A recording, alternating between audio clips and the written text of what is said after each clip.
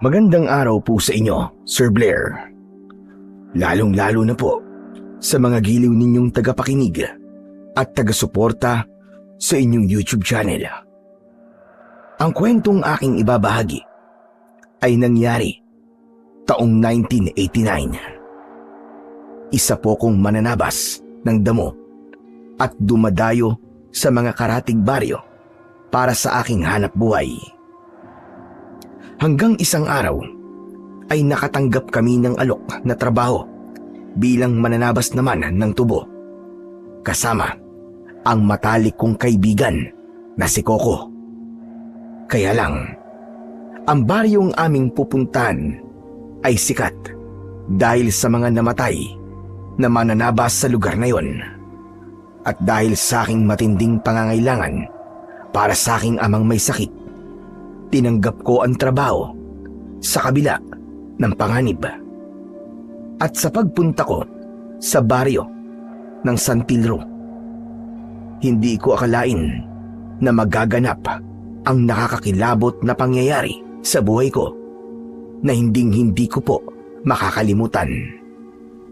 Bago ko nga po pala simulan ang aking istorya, kilalanin niyo na lamang po ako sa pangalang Pablo. At ito ang aking kwento. Pablo, sigurado ka ba talaga sa binabalak mong gawin, ha? Tutuloy ka ba talaga pagpunta sa baryo ng Santilro? Aba, bakit hindi naman ako tutuloy sa pagpunta sa karatig baryo? Naroon ng trabaho para sa ating dalawa, di ba? Isa pa, hindi ko kailangan mamili ng trabaho. Lalo pa ngayon na may sakit si tatay at kailangan namin ng pera. Kahit na ba kahit si Mang Doming, hindi siya papayag na pumunta ka sa kinatatakutang baryo na yun. Aba, tsak na mag-aalala siya. Kaya nga hindi ko ipapaalam sa kanya nang di siya mag-alala. Ay nako, dapat pala hindi ko nalang sinabi sa iyo na merong nangangailangan ng mananabas sa baryong yun eh. Hindi tuloy sana ako nag-aalala sa iyo ng ganito. Ano bang dahilan at nag-aalala ka para sa akin? Ano ka ba? Hindi mo ba alam? Marami na ang pinatay na mananabas sa lugar na yun. Kaya nga, sa ibang lugar na sila naghahanap ng mga tauhan eh. Ano naman ngayon kung marami nang pinatay sa baryo na yun? Wala naman tayong ginagawang masama, di ba? Isa pa, kahit saan tayo magpunta, pag oras mo na, wala na tayong magagawa. Kaya kung natatakot ka, di naman kita pipilitin na sumama sa akin eh. Ay nako, kahit ayokong sumama sa'yo, mapipilitan pa rin akong samahan ka. Dahil kargo konsensya ko kung may mangyaring masama sa'yo sa lugar na yon. Teka nga, ano ba kasi ang dahilan? At marami ang pinapatay na mananabas sa baryong yun. Ay nako, pambihira ka naman, oo. Huwag mong sabihin na hindi mo alam ang kumakalat na balita tungkol sa lugar na yon. Ang mananabas na pinapatay sa baryong yon ay pinatay sa brutal na paraan. Walang makapagsabi kung sino ba talaga ang totoong may gawa nun sa kanila at kung ano ang dahilan ng pagpatay. Bakit? Ano ba ang itsura ng katawan ng mga biktima? Paano mo nasabing brutal ang pagkakapas lang sa kanila? Aba, lahat daw ng mananabas na natagpuan na patay sa lugar na yon ay laslas ang leeg, putol ang kalang kamay at natutuyo ang katawan na para bang naubos ang kanilang dugo. Ang sabi pa nga kagagawad daw yun ng mapaghiganting nila lang. Yung tao raw na may galit sa mga mananabas. Kwento lang naman pala yun eh.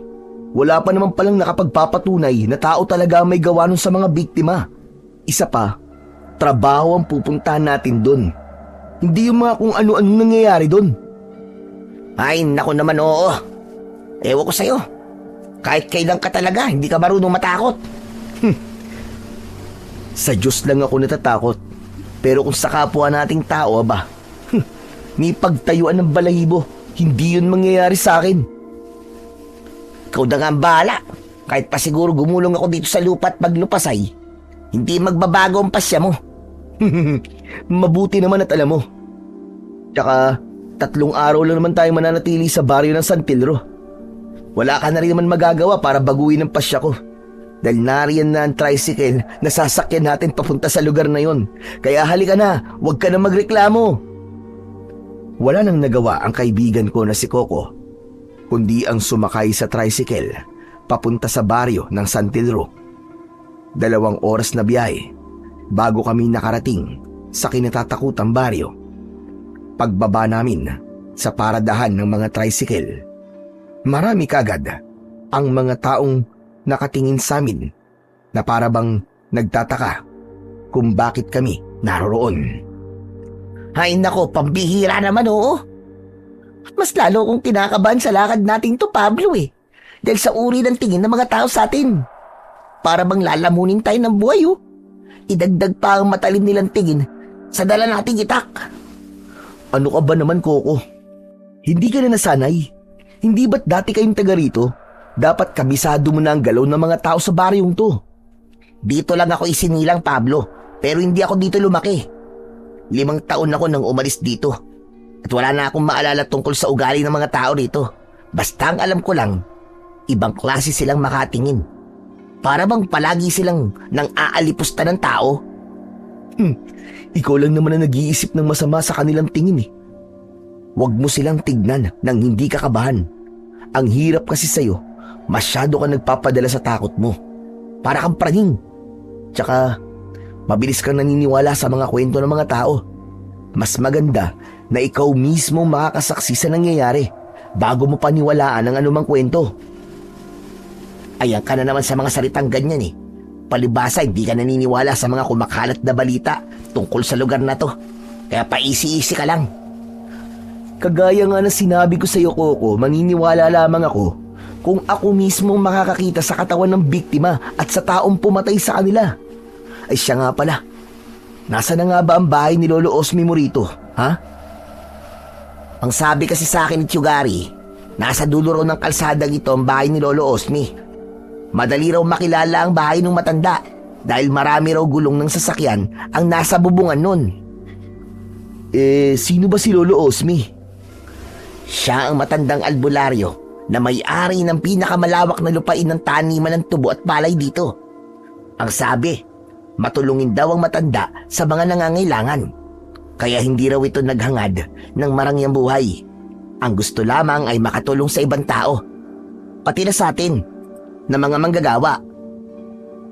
Kaya pala. Umaapaw ang biyaya sa kanya. Alam mo, bihira kasi ang ganung klase ng tao na iniisip ang kapakanan ng kanyang manggagawa. Teka, bakit ba hindi pa sumama sa atin si Manggari? Susunod daw siya kapag nakuha na raw niya ang pakay niya sa baryo natin. Ganun ba? Talaga to si Manggari oh. Masyadong malihim. Hindi pa sinabi sa'yo kung ano ang bagay na kukunin niya sa baryo natin? Sa pagkakaalam ko, maniningil daw siya ng pautang eh. Maibalik ko nga ang usapan tungkol kay Lolo Osmi. Bakit kaya napakabuti na matanda sa mga tao, no? Ano kayang dahilan, no? Hindi ko alam kung anong totoong dahilan ng kabutihan ni Lolo Osmi sa mga tao. Kaya lang, sa kabila ng kabutihang ipinakita ng matanda sa mga tao, may isang tao pa rin na para bang galit na galit sa matanda. Karamihan kasi sa mga pinatay sa baryo noong nakaraang araw ay mga tauhan niya. Yun ang sinasabi kong nakakakilabot na pangyayari sa baryong to. Hinding-hindi yun mangyayari sa ating Coco. May gabay tayo ng Panginoon, kaya huwag ka mag-alala. Walang mangyayaring masama sa atin. Wala nang nagawa ang kaibigan ko na si Coco nang mauna akong maglakad sa kalsada. Magmula kanina ay hindi namin pinag-usapan ang tungkol sa pagkamatay ng mga mananabas sa lugar na yon. Pagkalipas ng ilang minutong paglalakad, narating namin ang tapat ng bahay ni Lolo Osmi. Tao po! Tao po! Sandali lang, Pablo. Para yatang walang tao dito ah. Meron yan. Baka mahina lang ang pandinig ni Lolo Osmi. Magtatawag pa sana ulit ako sa matanda. Nang mula sa pintuan ng balkonay, lumabas ang 5 lalaki na puro may sakbit na itak sa kanilang bewang. Nagbibilang sila ng pera habang nakangiti. Pagtapat nila sa amin, sinulyapan at tinitigan ako ng isang lalaki. Saka siya lumapit sa akin. Hoy! Sino kayo Anong kailangan niyo sa may-ari ng bahay na to? Mawalang galang na ho. Andyan ho ba si Lolo Osme? Tanungan ba ako na nawawalang kalabaw, ha? Bakit hindi mo alamin kung may tao sa loob? Teka, parang di kayo taga rito, ah. Hindi nga kami taga rito. Kaya nga nagtatanong ako sa iyo eh. Aba, parang presko ang dating mo sa akin, ah. Teka nga, kayo siguro yung mga bagong mananabas sa tubuan ni Lolo Osme, no? Ang mga baguhan pa naman ay mga sip-sip sa trabaho. Huwag mo akong itulad sa iyo, Brad. Matagal ka na sa trabaho, pero mukhang sip-sip ka pa rin. Tsaka, kung di ka maayos kausap, mabuti pa yata, sa aso na lang ako magtanong. Baka sakali, makatanggap pa ako ng matinong sagot. Aba, ano sabi mo? Ano palagay mo sa akin? Hindi ako matinong kausap, ha? Teka, sandali lang naman mga tol. Pasensya ka na kaibigan ha. Ganyan lang talaga siya magsalita eh. Sige, papasok na kami sa loob ng bahay ni Lolo Osme. Salamat sa'yo. Hindi pa tayo tapos. Magtutos pa tayo. Hindi magtatagal. Makakasama ka namin sa trabaho. Kaya umayos ka. Maayos naman ako ah. Bago akong paligo, malinis ang damit ko. At hindi ako amoy araw. Abat, talaga ba niloloko mo ako? Hindi kita niloloko. Nagkataon lang na totoo ang sinasabi ko. Maligo ka muna bago ka makipag-usap sa akin. Mukhang hindi maganda ang singaw ng hangin eh. Dahil sa sinabi ko, ay naghalakhakan ang mga kalalakihan na kasama nito. Kaya nalaman ko rin na Rodel ang pangalan ng lalaki. Nang akma sana na itutulak ako ni Rodel, lumabas mula sa pintuan si Lolo Osme. Sandali lang, ano kaguluhan yan, Harodel? Wala po, Lolo Osme. Nagtatanong lamang po sila kung ito raw ba ang bahay nyo. Ganun ba? Hala, sige na. Makakalis na kayo, Rodel. Ituloy nyo na ang trabaho nyo sa palayan. Itambak nyo ang naani ninyong palay sa ilalim ng puno. Huwag kayo magpapakabi, ha? Opo, Lolo Osme. Sige po, tutuloy na po kami. Isang tango ang naging tugon ni Lolo Osme kay Rodel. Bago ito umalis, ay tinapunan muna niya ako ng masamang tingin. Maya-maya pa ay lumapit sa amin si Lolo Osme. Mga iyo, ano ba ang kailangan nyo sa akin? Lolo Osme, ako po yung pamangkin ni Gary. Siya po ang nagsabi na naghahanap raw po kayo ng mananabas sa inyong tubuan. Ay, kami po ang kanyang pinadala eh. Ako po si Coco. At siya naman po ang kaibigan ko si Pablo. Ikaw na ba ang pamangkin ni Gary? Abay, binata ka na pala. Teka, mabilis ba kayo magtabas? Opo. Yun din po kasi ang hanap buhay namin sa baryo namin eh. Abay, tama-tama. Maaga ninyong matatapos ang trabaho. Teka, sandali lang. Hindi naman siguro lingid sa inyo ang kwento tungkol sa mga mananabas na pinatay sa baryo namin. Hindi ba kayo natatakot na manatili rito? Hindi po kami natatakot. Isa pa po, trabaho naman po ang ipinunta namin dito eh. Mabuti naman kung ganon. Tsaka bawal magpagabi sa bukid. Kaya kailangan mabilis ang kilos para marami ang natatrabaho. Nagkakaintindihan ba tayo? Opo, Lolo Osme. Naiintindihan po namin. Bueno, pumasok muna kayo sa loob ng bahay ko para mapag-usapan natin ang magiging trabaho ninyo. Pansamantala, ay dito muna kayo tutuloy sa kubo ko hanggat hindi natatapos ang trabaho sa bukid. Mawalang galang na po, Lolo Osme. Hanggang ngayon po ba, wala pa rin natutukoy ang mga pulis dun po sa taong pumatay sa mga mananabas ninyo? Sa kasamaang palad, hanggang ngayon wala pa rin balita tungkol sa totoo sa larin. Walang iniiwan na bakas ang mamamatay taong yun dahil wala siyang itinitirang buhay sa lahat na kanyang nagiging biktima. Malaki ang perwisyong idinudulot niya sa pamumuhay namin lahat dito dahil natatakot na ang mga tao na magtrabaho sa akin bilang mananabas. Kahit nga po kami, Nag-aalala rin po sa kaligtasan namin, Lolo Osme. Kundi lang po kailangan ni Pablo ng pera para sa gamot ng tatay niya, aba, hindi po kami magtatrabaho dito. Isang malalim na buntong hininga ang pinakawalan ni Lolo Osme nang pumasok kami sa bahay niya.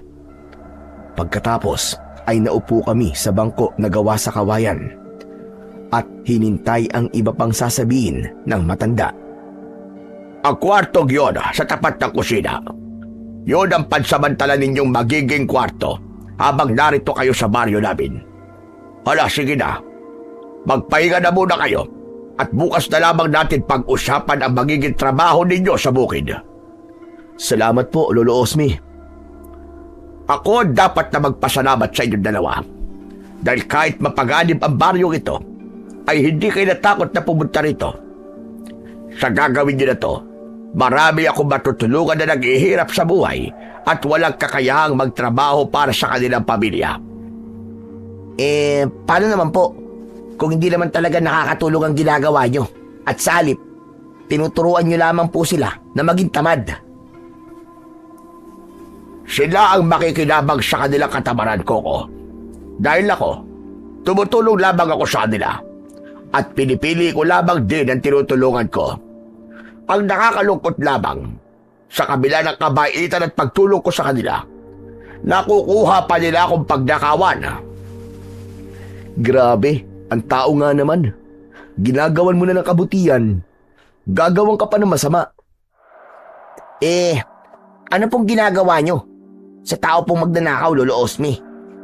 Pinarurusahan nyo po ba? Tumawa ang matanda.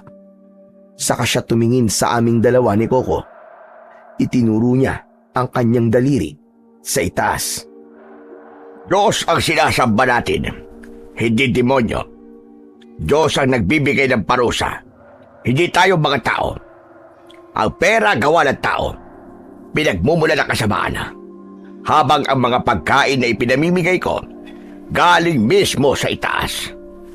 Maraming kasalanan ang nakukuha sa mga makabundong bagay. Kaya mag-iingat kayo. Tandaan nyo sa bandang huli, kaligtasan ng ating mga kaluluwa ang mahalaga. Napakabuti niyo po, Lolo Osme. Ipinahiwatig niyo po na Diyos na ang bahalang magparusa sa mga taong nagnanakaw po sa inyo. Di bali na magtiis kesa magnakaw o gumawa ng kahit na anong kabalbalan. At ang pagtitiis, tandaan nyo, lagi ninyong ipagpapasa Diyos. Kaya sila rin ang magdudusa sa gagawin nilang kasalanan sa ibang tao. Kaya hindi ako tumitigil sa pagtulong sa mga taong kapuspalad. Kahit pa nga merong humahad lang sa akin sa pamamagitan ng pagpatay niya sa aking mga tauhan. Pati po ba sa taong pumatay? Ganyan rin po ba ang katwiran niyo, Lolo Osme? Paano naman po ang mga nagiging biktima? Ang tao na pumapatay ng kapwa-tao ay walang kapatawaran sa kabilang buhay. Tiyak na hindi makaliligtas sa parusa ang gumagawa ng ganon. Ngunit ang lahi ng matuwid ay siyang maliligtas. Darating ang oras na merong isang tao na pupuksa sa taong pumapatay ng kanyang kapwa. Maghintay lamang siya. Alam ko na merong Diyos na magpapadala ng taong pupuksa sa kasamaan ng taong pumatay sa aking mga tauhan. Bumakas ang lungkot sa mukha ng matanda bago siya nagpaalam sa amin na magpapahinga muna sa kanyang silid. Halika na, Pablo. Silipin na natin ang magiging kwarto natin. Teka.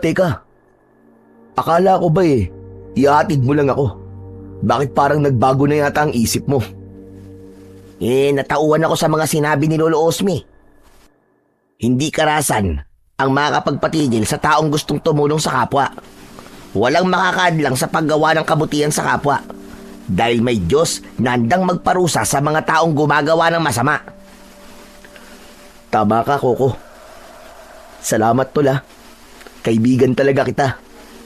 Siyempre naman, walang iwalan, no? Sabay kaming napahalakhak ng tawa habang papasok kami sa loob ng aming magiging kwarto. Maganda naman ang unang araw namin sa baryo ng San Telro. Saksi kami sa kabutihan ni Lolo Osme. Kinabukasan ay sinamahan kami ng matanda sa kanyang tubuan para magtabas muna ng damo. Sa kanya kami iniwan dahil may pasyente raw itong dumating. Tol, makatagal kaya tayo sa baryong to? Bakit mo naman naitanong yan? Kasi tignan mo, ang lawak ng tubuan ni Lolo Osme. Tapos, tayo lang ang maglilinis nito? Aba, parang mahirap yun ah. Hindi ba't ang iba naman ay nasa palayan, nag-aani sila ng palay? Tsaka mabuti na yung ganito na tayo lang ang nagtatrabaho sa lugar na to para iwas gulo na rin. Lalo na kung tungkol kay Rodel. Sa simula pa lang mainit na ang dugo ko sa kanya. Pareho tayo, tol. Para kasing masyadong mayabang yung lalaking yun. Akala ko nga magsusuntukan na kayo kahapon eh. Mabuti na lang din at hindi natuloy. Dahil kung hindi, basag talaga sa akin ang pagmumukha niya. Akala mo kung sino Mananabas din naman na kagaya natin. Sarili nga niyang amoy, hindi maasikaso. Tapos pakikialaman pa niya tayo. Tama ka riyan. Ay nako, wag na nga natin pag-usapan ang tungkol sa taong yun. Nakakainit lamang ng ulo eh. Hala, sige na. Tapusin na lang natin ang pagtataba sa mga damo nang makauwi na kagad tayo sa bahay. Bigla kasing sumama ang pakiramdam ko eh. Ewan ko ba kung bakit. Aba tol, bawal magkasakit Nasa ibang baryo tayo kaya umayos ka. Ayoko mag-alaga ng pasyente Pambihira ka naman. Ano ko bata para alagaan mo? Wala akong sinabi, basta ayoko lang na nag-aalaga ng taong may sakit tapos. Ipinagpatuloy namin ni Coco ang pagtatabas sa mga damo. Pagsapit ng 4:00 ng hapon, nagpasya na rin kaming umuwi. Nadatnan namin si Lolo Osme. Kausap niya ang isang lalaki. Pasensya ka na, Ador. Talagang wala akong maibibigay na pera sa'yo. Alam mo naman na malaki na gastos ko sa pagpapalibing sa mga tauhan ko. Kung gusto mo magdala ka na lang muna ng mga bigas. Bigas? Bakit bigas ang ibibigay mo sa akin? Pera ang hinihingi ko, Lolo Osme. Bakit ang ibang tao nabibigyan nyo agad ng tulong? Samantalang ako, na tunay niyong kadugo, wala kayong maibigay sa akin na pabor. Mas gusto niyo pang tumulong sa patay kaysa sa akin na buhay. Hindi naman sa ganon, Ador. Palagi naman akong tumutulong sa'yo, hindi ba? Ngayon lang kita hindi na pagbigyan. Dahil alam ko na gagamitin mo lang ang pera sa pagsusugal mo. Kung bigas naman ang kailangan mo, aba, marami ako dyan sa kusina. Kumuha ka hanggat gusto mo. Kung sa bagay, pwede ng bigas. Ibibenta ko na lang para maging pera. Ay nako, hindi pwede yun. Huwag mo nang ibenta ang bigas. Ipakain mo na lang sa pamilya mo. Ang dami mo naman sinasabi. Magbibigay ka ba o hindi? Naalarma kaming dalawa ni Coco nang hawakan ni Ador ang braso ni Lolo Osme. Kaya naman, agad kaming lumapit sa kanila. Teka, mawalang galang na po sa inyo. Pero mali naman po yata na sinasaktan niyo po si Lolo Osme. At sino ka naman pakialamero ka? Hindi na po malaga kung sino ako. Ang malaga, bitiwan niyo ang braso ni Lolo Osme. Abatan lintik na to Inuutusan mo ba ako? Sandali lang, teka, tama na. Ador, hala sige na. Bitiwan mo na ang braso ko. Ibibigay ko na sa iyo ang bigas. Huwag mo lang guluhin ang mga bisita ko. Ano? Bisita? Ibang tao na pinatutuloy mo sa bahay mo, habang ako nakikitira sa sirang kubo habang naghihintay ng limos mo. Ibang klase ka ring matanda ka, no? Nagtatrabaho sila sa akin at hindi sila taga rito. Kaya kung kukunin mo ang mga bigas ko, sige na, kunin mo na. At makakaalis ka na rito. Pabalyan na itinulak ni Ador si Lolo Osme na agad ko namang nasalo para hindi ito tuluyang matumba. Umalis naman sa aming harapan si Ador.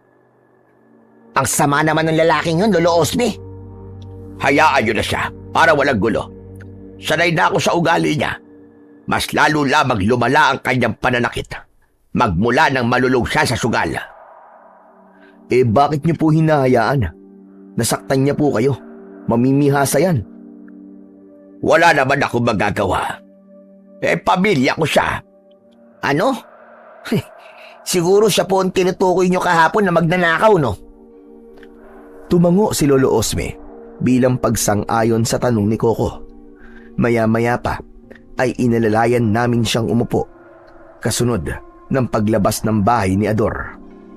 Buhat ang isang sakong bigas. Awa ang naramdaman ko kay Lolo Osme. Sa kabila ng pagiging mabuti niyang tao, may mga tao pa rin na nagsasamantala sa kanyang kahinaan. Mabuti naman at natapos ninyo ng maaga ang pagtatabas sa mga damo.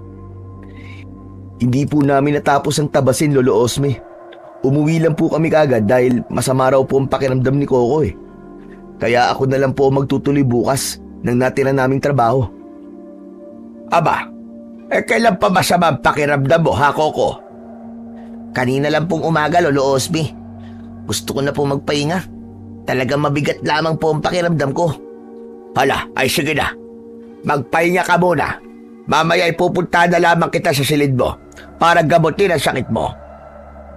Agad na tumayo si Coco at pumasok siya sa loob ng kanyang silid.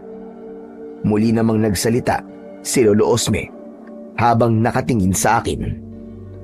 Ikaw naman, Pablo, magpahinga ka na rin at bukas ay maaga ka pang aalis. Mamaya na po ako magpapahinga. Maghahasa pa po ako ng itak eh. Patingin nga ako ng itak mo. Iniabot ko kay Lolo Osme ang itak. Hinugot yun ng matanda sa kaluban nito, saka pinagmasdan ng mabuti ang talim. Napatitig siya sa akin ng matagal. Gaano na ba katagal sa'yo ang itak na ito, iho? Mula pa po ng 5 taong gulang ako. Palagi ko na pundala ang itak na yan at madalas ay ginagamit ko po sa pangunguhan ng gatong. Sino ang nagbigay sa'yo nito? Ibinigay po kasi sa akin yan nang namatay kong lolo na si Lolo Gastor. Ang sabi po niya, ang edad daw po ng itak na yan ay halos 100 taon na. Hindi lang 100 taon ang edad ng itak na to, Pablo. Nagtataka ko kung paano ito napunta sa'yo. Alam mo bang ang nagmamay-ari ng itak na ito ay isang mahusay na mananabas? Ang pangalan niya mismo ang nakaukit sa talim nito. Siya, si Baldubino, ang dakila at malupit na mananabas noong kapanahunan niya. Siya nga po nagmamay-ari ng itak na yan. Siya rin po ang lolo ni Lolo Gastor. Teka, paano niyo po nalaman ang tungkol sa itak ko? Dahil sikat ang kwento ng itak ni Baldubino, hanggang sa nagpasalid-salin ng istorya ng mga matatanda tungkol sa kabayanihang ginawa niya. Kaya bihirang tao lamang ang hindi nakakakilala sa kanya. Ako nga po, ngayon ko lang po nalaman ang tungkol sa kanya. Ang alam ko lamang po ay ang tungkol sa ginawa ni Lolo Gastor nang iligtas niya po ang mga tao laban sa mga pirata gamit po ang itak na to. Naniniwala ka ba na minsan ang nailigtas ng itak na to ang baryo namin? Ang itak na ito ang pumatay sa mga nilalang ng kampo ng kadiliman. Kung tutusin, wala na ang talas nito kumpara sa dati na hawak pa ito ni Baldubino. Biglang nawala ang talas ng itak nang mamatay siya. May paniniwala na mahiwaga raw ang sandatang to at kadalasan ay tinatamaan daw ng naglalakad na bolang kidlat. Ano ho? Bolang kidlat? Oo, bolang kidlat. Ang bolang kidlat ay yung madalas na lumilitaw kapag may ulan, kulog at kidlat. Kadalasan, lumilitaw rin kapag masama ang panahon o di kaya naman kapag may bagyo. Kaya mag-iingat ka, baka ikaw ay mapahamak kapag palagi mo itong dala. Pero matagal ko na po itong dala eh. Wala pa naman po nangyayaring masama sa akin. Hindi ko sinasabi sa ito para takutin ka, Pablo. Ang gusto ko lang ay maging handa ka sa posibleng mangyari sa'yo habang dala mo ang itak na yan. O hala, sige na. Maghahanda muna ako ng hapunan natin. Tumayo ang matanda at ibinalik sa akin ang itak. Naiwan akong natitigilan habang pinagmamasdan ang talim ng sandata ko. Dahil sa mga nalaman ko, hindi agad ako dinalaw ng antok. Kinabukasan ay maaga akong bumangon sa higaan. May lagnat si Coco, kaya ako na lang ang mag-isang nagpunta sa bukid. Pagdating ko sa tubuan, ay sinimulan ko ng linisin ang mga damo. Naku, tanghali na pala. Munti ko na makalimutan ang oras ng pagkain Agad akong nagtungo sa malaking puno kung saan naroon ng pagkain na iniwan sa akin ni Lolo Osme. Kaya lang, si Ador ang nadatnan kong kumakain ng aking baon. Pasensya ka na. Nagutom ako kaya itong pagkain mo na lang ang nilantakan ko. Total naman, si Lolo Osme nagluto nito eh. Masarap talagang magluto matandang yun, ibang klase. Hindi ako nagsalita. Sa halip, tinignan ko kung may natira pang pagkain sa lagayan. Kaya naman, dismayado ko nang makitang walang natirang pagkain para sa akin. Sobra naman po yata ang ginawa nyo. Kahit sana kumain kayo ng pagkain ko, nagtira man lang sana kayo para sa akin. Ang damot mo naman. Tsaka nagugutom ako eh. Pero gutom din po ako at pagod. Ano naman po ang lakas na magagamit ko kung walang laman ng tiyan ko, di ho ba? Aba, problema mo na yun. Lintik na to. Si Lolo Osme naman na nagluto ng pagkain mo Kaya ano ba problema mo Wala po akong problema. Kaya lang, kayo na po nagsabi na para sa akin ang pagkain na yan. Bakit niyo po kinain? O ano? Magsusumbong ka ba kay Lolo Osme Kahit naman magsumbong ka wala rin naman magagawa matandang yun. Nakakainis. Mas gusto niyang tulungan ng masasamang ugali na kagaya mo. Hindi po masama ang ugali ko. Hindi lang talaga magandang ginawa niyo. Ang laki-laki ng katawan niyo Hindi kayo magtrabaho ng marangal para mapakain niyo ng maayos ang sarili niyo. At huwag niyo po sanang kalimutan na meron kayong pamilya na umaasa sa inyo. Mabuti kayo busog. Paano naman ang asawa at anak niyo? Sige nga. Dala ng galit ni Ador, ibinato niya sa akin ng plato na agad ko namang naiwasan. Tumayo siya at akma na dadakutin ang aking damit, ngunit kumilos agad ako. Nahawakan ko kagad ang kanyang braso. Matatanggap ko. Nalamunin niyo ang pagkain ko. Pero ang saktan ako. Aba, hindi ko po matatanggap. Baka dito palang itumba ko na ho kayo. Huwag niyo akong subukan. Kahit dayo lamang ako rito. Hindi niyo kilala ang pagkatao ko. Matapang ka kahit wala ka sa sariling teritoryo mo Bitiwan mo kamay ko. Baka patulang kita. Kung saan ako nakatayo, yun ang teritoryo ko. Hindi rin ako pumapatol sa matanda. Pero kapag nasaktan ako, kahit anak niya, idadamay ko sa galit ko. Biglang natigilan si Ador dahil sa sinabi ko. Hinablot niya ang kanyang braso mula sa aking kamay. Saka siya umalis at naglakad papalayo sa akin. Pinagmasdan ko naman ang nagkalat na lagayan ng pagkain sa damuhan bago ako napatingin sa gawi ni Ador. Anak ng putya, oo. Kapag minamalas ka nga naman. Wala nang natira sa pagkain ko. Wala na akong nagawa kundi ipagpatuloy ang trabaho. Natubig lang ang laman ng aking tiyan. Dahil sa kagustuhan kong matapos ang tabasin, hindi ko namalayan na 5:00 na pala ng hapon. Biglang kumulog, kasunod ng kidlat. Maya-maya pa, bumuhos ang malakas na ulan at umihip ang hangin. Teka, bigla naman yata ang pagsama ng panahon. Wala pa naman akong masisilungan dito dahil walang bahay rito. Pambihira, Kapag kinakapitan ka talaga ng kamalasan, oo. Walang pinipiling oras Akma na sana akong hakbang para sana umuwi sa bahay. Ngunit bigla akong nakarinig ng ingay mula sa aking likuran. Sa paglingon ko, ganun na lamang ang panlalaki ng aking mga mata nang makita ko ang hugis bola na kuryente. Nakakasilaw ang liwanag at naglilikha ng tunog na parabang nasusunog. Bawat daanan nito ay agad na nagliliyab at nasusunog. Mabilis akong tumakbo para makalayo sa bagay na yon. Diyos ko! Sinusundan ako ng bolang kuryente! Nanginginig ang tuhod ko habang mabilis ang takbo. Ngunit humarang ito sa aking harapan. Kaya naman natigilan ako. Diyos ko, Panginoon ko! Iligtas niyo po ako mula sa bolang kidlat na ito! Saka ko lang naalala ang tungkol sa aking itak. Hindi kaya ang hinahabol sa akin ng bolang kidlat ay ang itak na to? Wala na akong pagpipilian. Kailangan kong itapon ang itak. Ngunit nabitin ang aking kamay sa ere dahil tinamaan na ako sa katawan ng bolang kidlat. Naramdaman ko ang init at pagkapaso ng aking balat.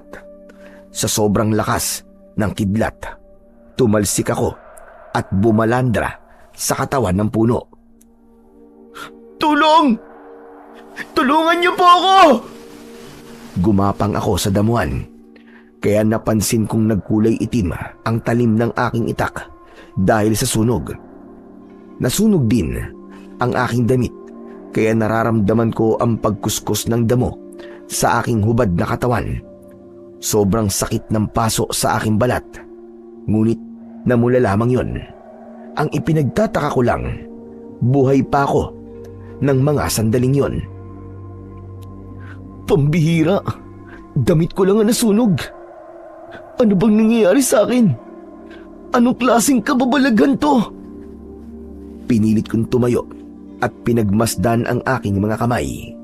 Inilinga ko ang aking paningin sa paligid dahil baka may ibang tao na nakakita sa akin. Ngunit sa sobrang lakas ng ulan, malabong may tao pa na nagtatrabaho sa tubuan. Idagdag pa ang madilim na paligid. Paano ako makakauwi? Hindi ako pwedeng makita ni Lolo Osme sa ganitong itsura. Ano ba kasing nangyayari sa akin? Hindi kaya ito na ang sinasabi ni Lolo Osme? Hindi kaya ganito rin na nangyari kay Lolo Baldubino bago siya naging malakas na mananabas? Litong-lito ako ng mga sandaling yon. Ngunit nagpasya kong maghanap ng malapad na dahon na maaari kong maipantaklob sa aking katawan. Nang makahanap ako ng mga dahon, narinig ko naman ang malakas na sigaw mula sa taong may dalang ilaw na gasera. Pablo! Pablo, nasaan ka iyo? Sumagot ka! Pablo! Hala, anong gagawin ko? Hindi ako pwedeng makita ni Lolo Osme sa ganitong kalagayan. Kailangan kong humanap na mapagtataguan. Tama, dito muna ako sa likod ng puno magtatago. Nasaan na kaya ang batang yon? Diyos ko, ang lakas pa naman ng ulan at malapit nang tumaas ang tubig sa tulay. Baka kung ano na nangyari sa kanya. Mula sa aking pinagkukublian ay narinig ko ang pag-aalala na yon ni Lolo Osme. Pablo! Nasaan ka ba? Pablo! Sigaw ng matanda habang inaaninag niya ang daan gamit ang gasera. Maya-maya pa ay nagpasya na ang matanda na umalis sa lugar na yon. Tahimik naman akong sumunod sa kanya, pabalik sa bahay. Pagkalipas ng ilang minutong paglalakad, narating na ng matanda ang kanyang bahay. Luminga muna ito sa paligid bago tuluyang pumasok sa loob. Sa pintuan ng kusina, doon ako dadaan. Tamang-tama, may damit akong nakasampay sa likod ng bahay. Mabilis akong kumilos. Nilapitan ko ang aking mga damit sa sampayan. Nang tuluyan akong makapagbihis, maingat akong pumasok sa loob ng kusina. Pero nagulat ako nang bumungad sa aking harapan si Lolo Osme. Abay lintik na batang ire. Muntik na akong himatayin sa gulat. Saan ka ba nagpunta? Bakit ginabi ka na sa pag-uwi? Nag-alala ako sa iyo kaya pinunta kita doon sa bukid. Pero wala ka naman doon. Pasensya na po kay Lolo Osmi.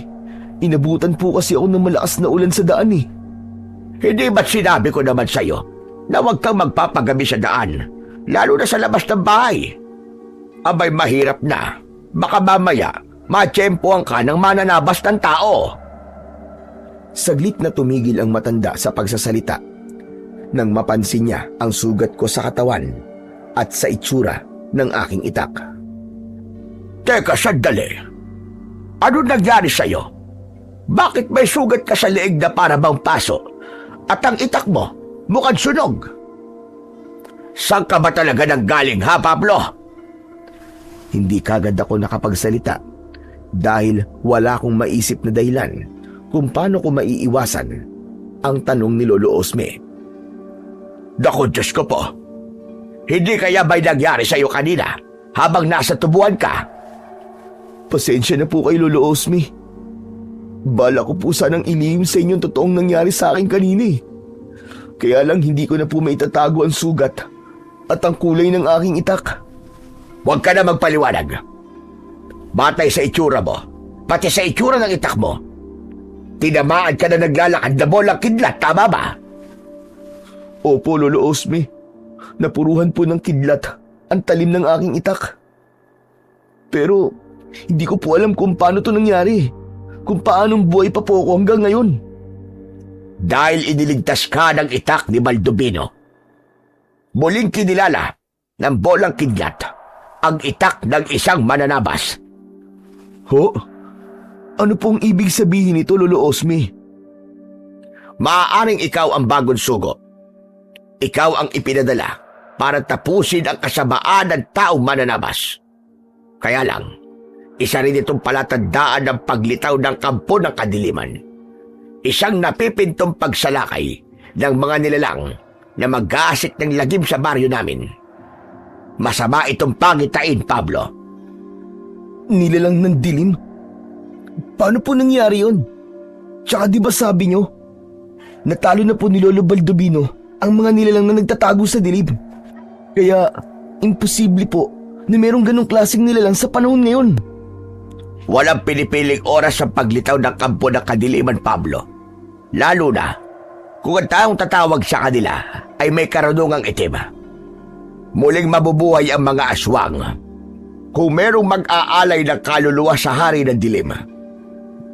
Palagi mo't tatandaan, kapag lumitaw ang sandatang mga katalo sa masamang elemento, nangangahulugan na merong panganib na darating mula sa kadiliman. Dahil isa itong babala. Pero isa lamang po akong hamak na mananabas ng damo. Wala po akong alam sa pakikipaglaban. Isa pa, nasunog po ang talim ng itak ko. Tuluyan na nga pong nawala ang talas eh. Kaya imposible po ang sinasabi nyo. Bakit hindi mo subukan ang itak? Kapag umitim ang talim, mas matalas yun. Saglit akong napatitig sa muka ni Lolo Osme. Pagkatapos, ay itinaga ko sa lamesa ang itak.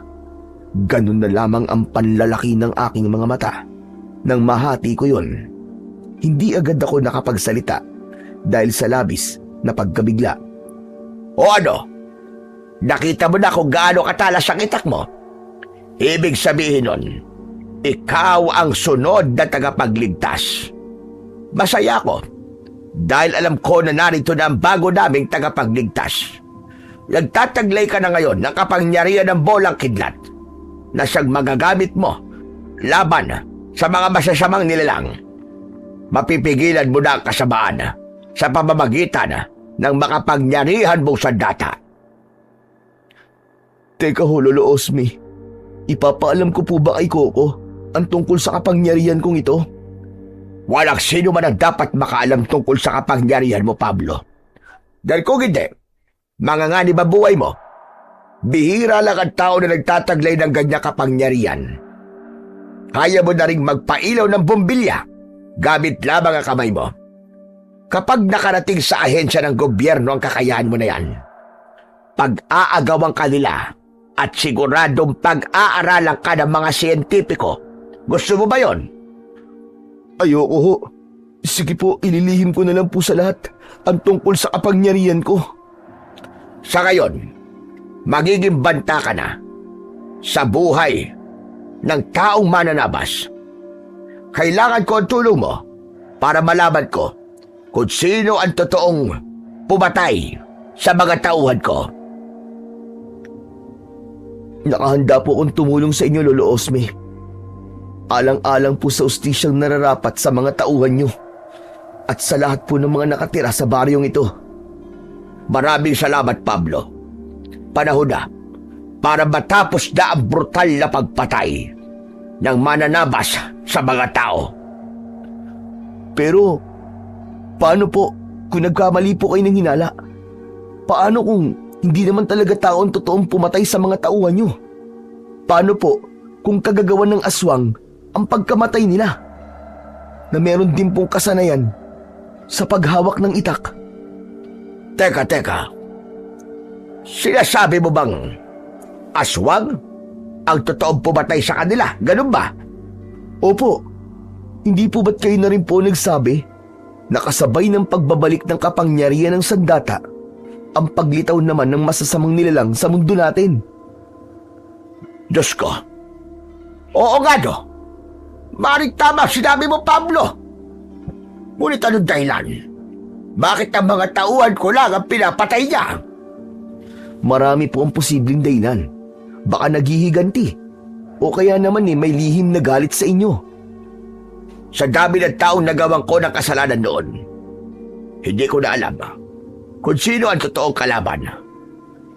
Sinasabi niyo po bang merong naghihiganti sa inyo? Ngunit anong dahilan? Bakit niya kayo pinaghihigantihan? Isa akong kapitan noon sa baryong ito. 20 taon nang nakakalipas nang ipasunog ko ang bahay ng 5 pamilya na inakusahan ko ng pagnanakaw. Nag-ugat ang lahat dahil sa isang manimparatang.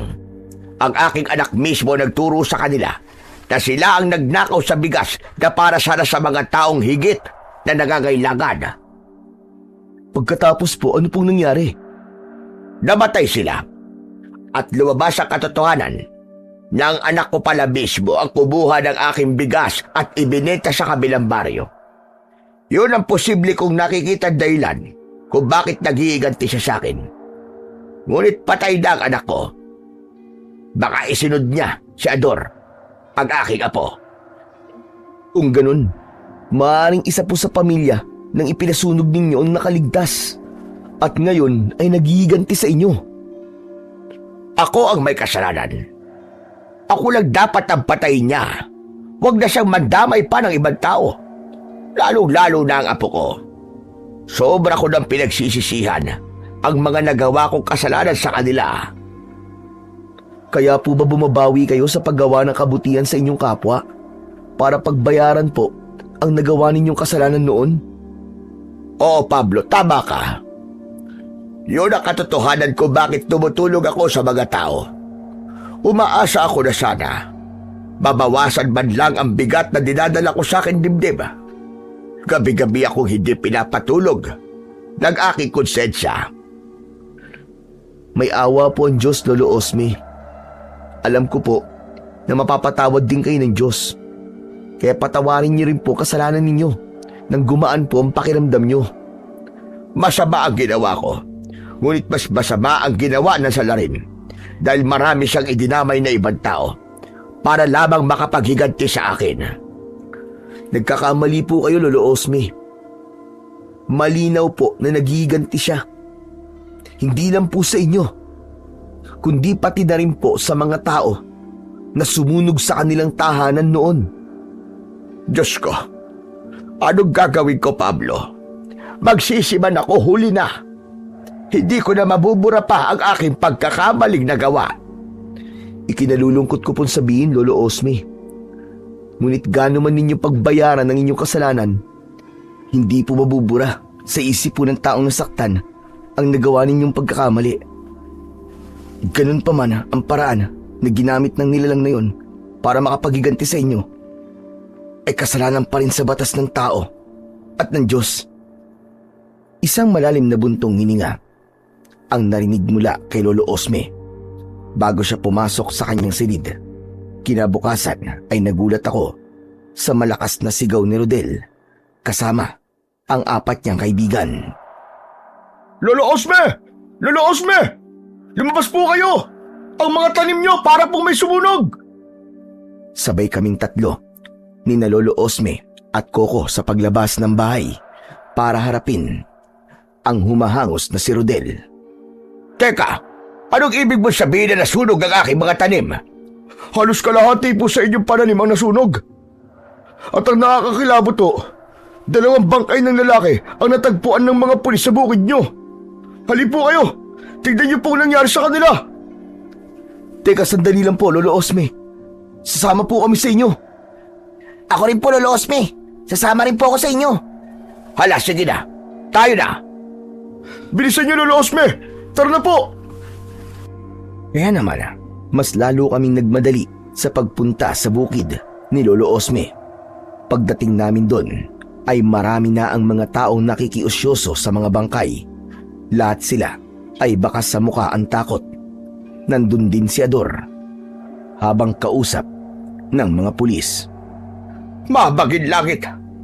Sobra naman ang brutal na pagpatay kina Leon at Arnel. Hindi na ito makatao. Ang hindi rito makatao ay ang bukid nyo, Lolo Osme. May dalang kamalasan ng taniman nyo. Pinamamahayan ng salot. Walang salot at walang malas sa mga pananim ko. Ang bibig mo ang totoong salot. Dahil kung ano-ano lumalabas dyan sa bunganga mo.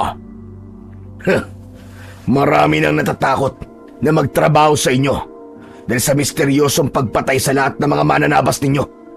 At natitiyak kong isusunod nila ang 2 mong kasama, Lolo Osme.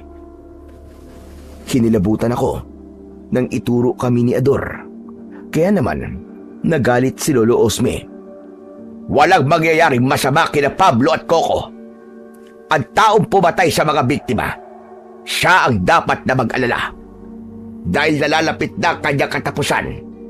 At kung hindi ka magbabago, Ador, hindi malabong mangyari na ikaw naman ang hahandusay sa damuhan na yan. Hindi rin yun mangyayari sa akin. Dahil hindi naman ako mananabas eh. Tsaka bilib din naman ako sa inyo, ano? Sa kabila ng nakakakilabot na nangyayari sa taniman nyo. Aba, may mukha pa kayong iniharap sa mga pamilya ng namatayan. Bakit hindi ko haharapin ang pamilya ng mga namatay? Hindi naman ako ang pumatay sa kanila. Parang ikaw na rin ang pumatay sa kanila.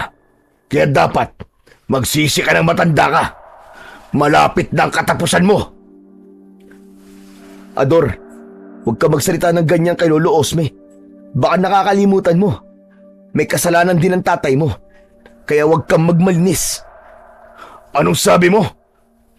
Alam ko na ang totoong nangyari sa pamilya ninyo. Ang hindi ko lang maintindihan kung bakit ka nagkakaganyan. Imbis na gumawa ka ng kabutihan para pagbayaran ng nagawang kasalanan ng tatay mo, dinadagdagan mo pang paghihirap ng kalooban ni Lolo Osme. At kung umusta ka, para bang wala siyang nagawang kabutihan para sa'yo. Hoy, huwag kang makialam dito ah. Hindi kita pamilya. Wala kang pakialam dito. Hindi nga kita pamilya. Hindi ko rin kadugo si Lolo Osme. Pero mas may malasakit pa ako sa kanya kaysa sa'yo na totoo niyang kapamilya. Tama na, Pablo. Huwag mo nang patulan niyang si Ador. Dahil inawat ako ni Lolo Osme, pinagmasdan ko na lamang ang bangkay ng 2 lalaki. Batay po sa itsura ng kanilang sugat sa leeg. Parang nanggaling sa matalas na itak. Halos balat na lamang po natira sa kanilang leeg. At kapansin-pansin po ang pagkatuyo ng kanilang dugo. Meron din po silang pasa sa katawan. At ito pa, malayo rin ang talsik ng kanilang kamay habang tangan pa rin ang kanilang itak. Maaaring pinutol muna ang kamay bago sila nilaslasan ang leeg. Lolo Osme, nakakapag-alala na po ang nangyayari sa baryo natin ah. Dapat siguro itigil na muna ninyo ang pagpapaani ng palay. Pati na ang pagtatabas ng mga damo. Kung ititigil ko ba ngayon, paano na tayo? Paano mga taong umaasa sa akin? Pero Lolo Osme, marami pa po ang buhay na maaaring mawala kapag hindi nyo itinigil ang pagpapatrabaho sa inyong bukid. Teka, sandali lang. Ano naman ang kaugnayan ng sinasabi mo sa problema ng baryo nyo, Rodel? Huwag kang sakim. Isipin mong kaligtasan ng manggagawa. Malino na pahiwatig ito ng salarin na itigil na ni Lolo Osme ang pagpapatakbo sa kanyang asokarera at palayan.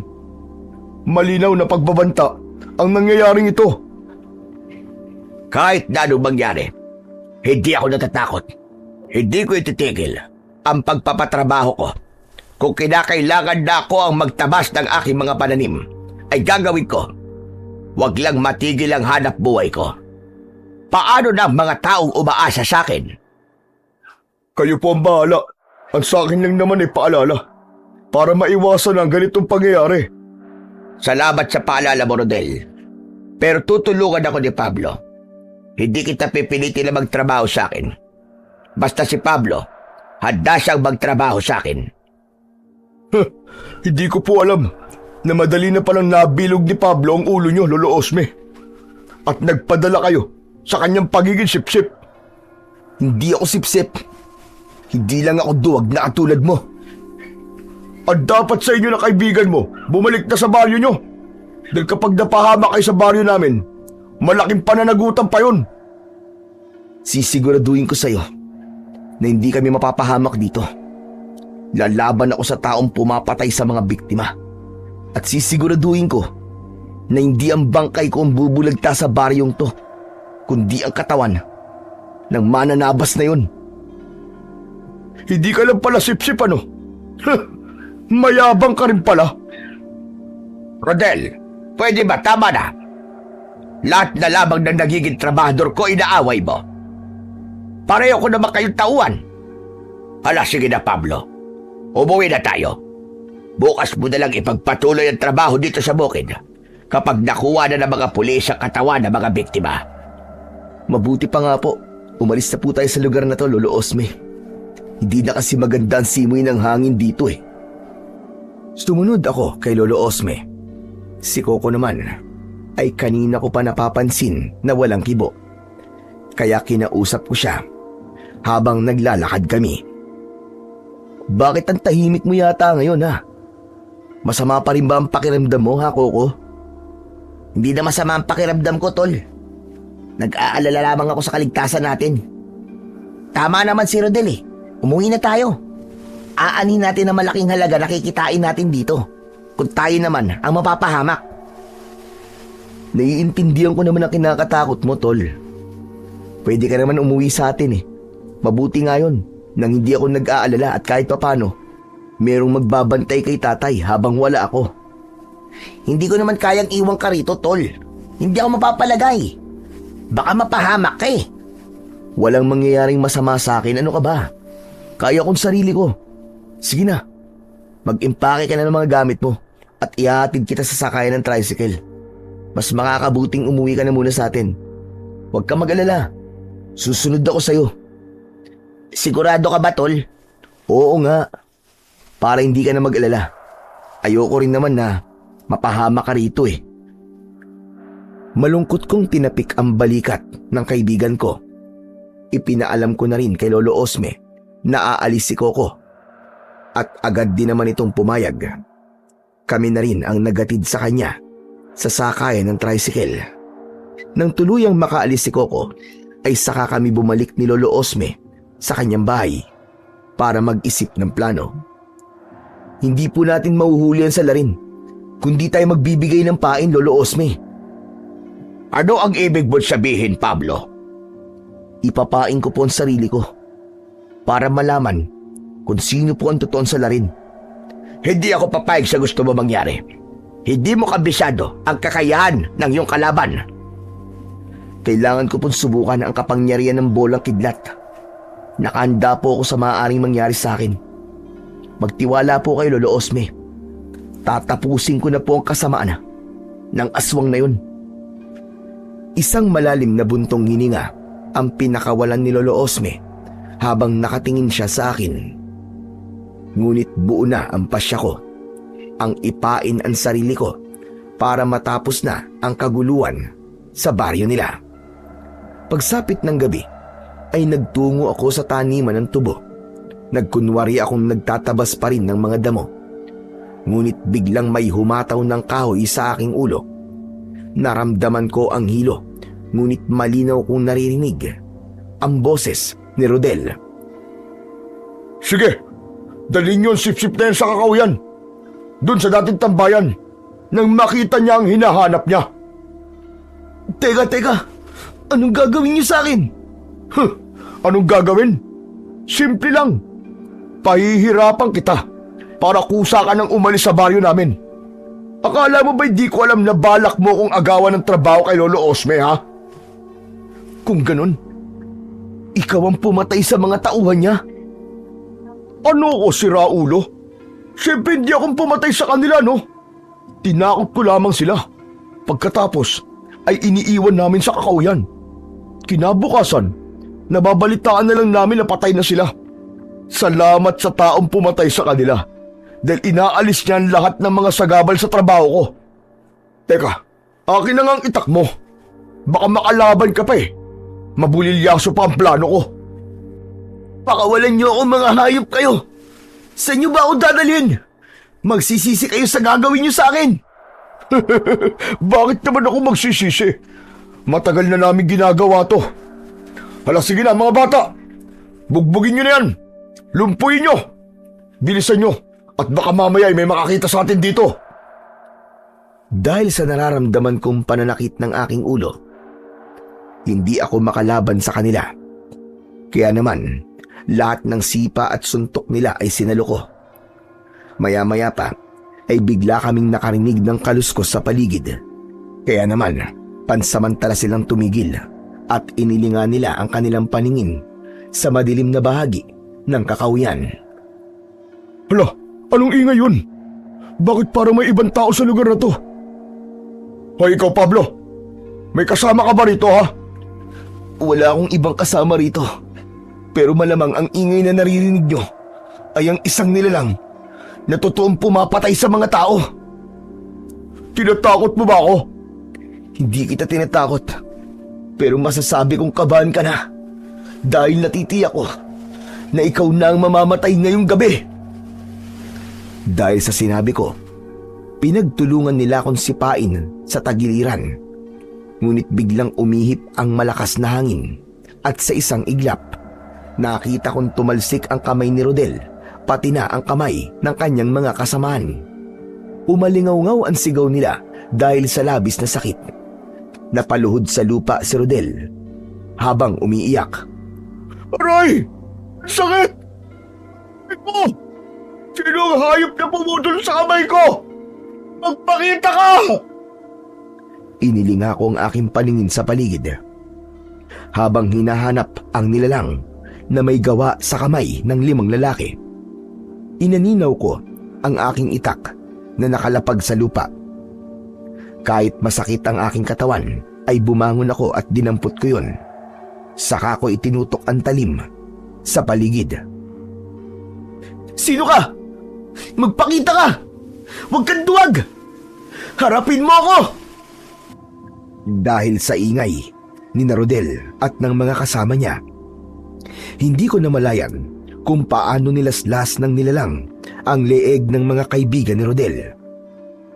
Nanlaki ang aking mga mata nang tumambad sa aking paningin ang isang nilalang na mukhang bangkay. Dinilaan ito ang talim na mayroong bahid ng dugo. Mahaba ang kanyang leeg na nanlilisik pa ang kanyang mga mata. Habang tangan niya ang kumikislap na itak, itinutok niya yon sa leeg ni Rodel. Wag! Wag mo siya sasaktan! Anong klaseng nilalang ka? Para kang kidlat kung kumilos at tumatake ah! Huwag mo nang alamin kung anong klaseng nilalang ako. Agbalaga, masisip-sip ko na ang dugo ng hayop na ito. Wag! Wala siyang kasalanan! Hindi ba't ito naman ang nararapat para sa mga kagaya nilang naiinggit sa kanilang katrabaho at sip-sip sa kanilang amo? Marami na silang pinahirapan. Kaya nararapat lamang sa kanila na tulad na kagaya ng paghatol ng mga tao sa pamilya ko. Sandali! Huwag mo siyang papatayin. Wala siyang kinalaman sa ginawa ni Lolo Osme sa pamilya mo. Meron. Dahil taga rito siya. Walang makakapigil sa akin. Kaya panoorin mo kung paano ko siya papatayin at pupugutan ng ulo sa harapan mo. Nanlaki ang aking mga mata nang mula sa aking harapan, pinugutan ng aswang si Rodel. Wag! Dala ng bugso ng aking damdamin, agad ko siyang inatake ng aking itak.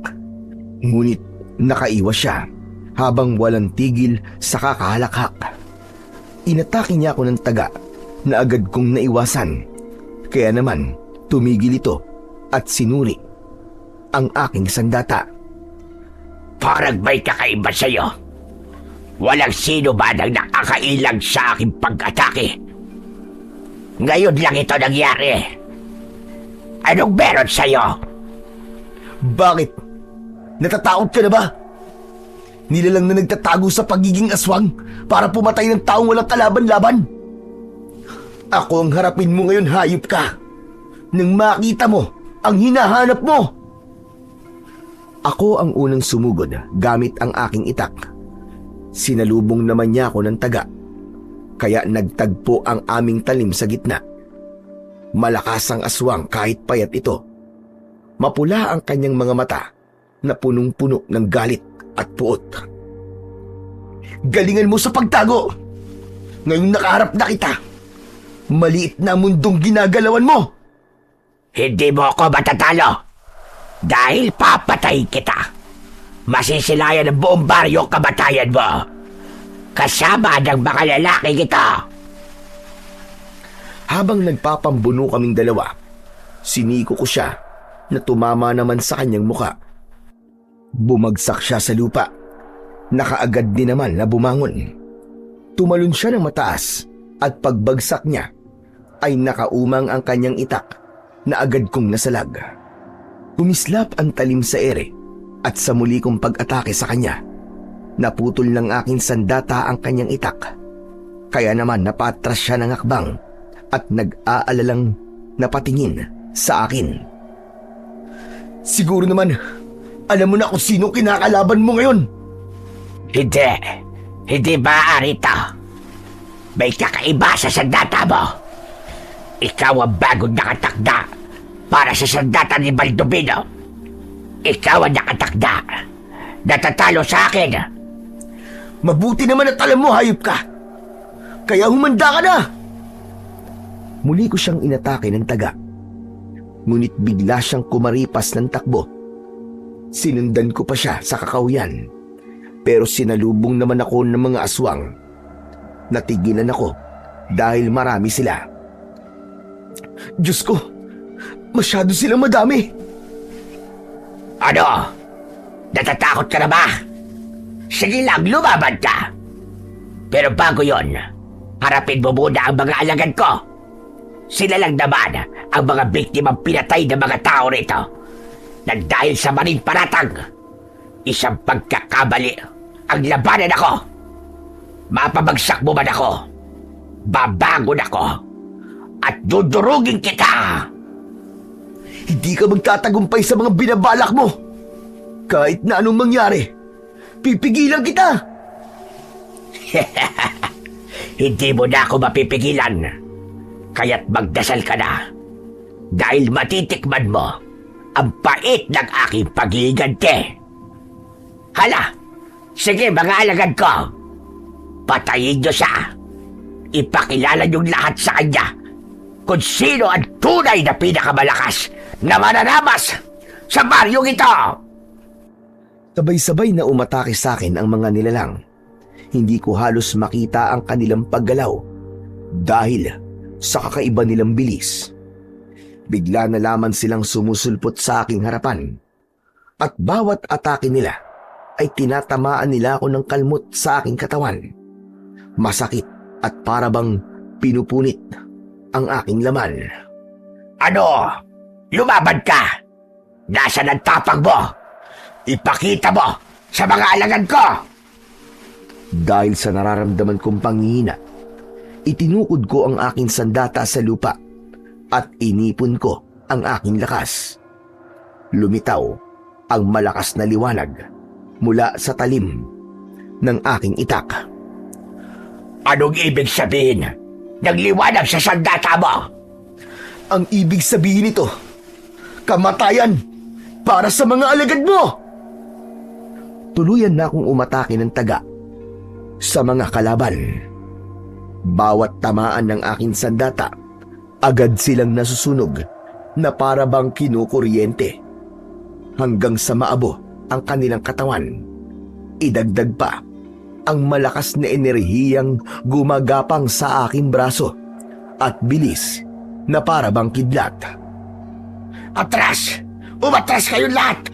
Hindi nyo siya kaya!